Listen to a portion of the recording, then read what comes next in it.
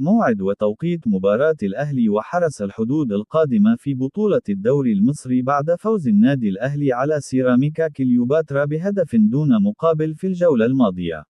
وسيلتقي النادي الأهلي مع حرس الحدود في منافسات الجولة الثامنة من الدوري المصري يوم الثلاثاء المقبل 23 سبتمبر في 5 مساء بتوقيت القاهرة والسعودية، وقطر 6 بتوقيت الإمارات، على استاد الكلية الحربية، وستذاع المباراة عبر قناة أون تايم سبورت.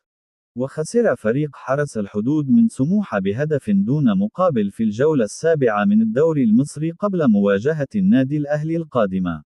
ويتواجد النادي الأهلي في المركز العاشر في ترتيب جدول المسابقة برصيد 9 نقاط، بينما يتواجد فريق حرس الحدود في المركز ال13 برصيد 8 نقاط.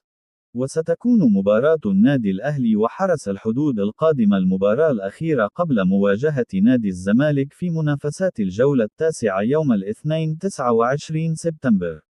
ويسعى النادي الأهلي لمواصلة الانتصارات وحصد ال3 نقاط في المباراة القادمة والوصول للنقطة 12 والتقدم في ترتيب جدول المسابقة قبل مواجهة نادي الزمالك، وذلك في مشوار الفريق في المنافسة على اللقب.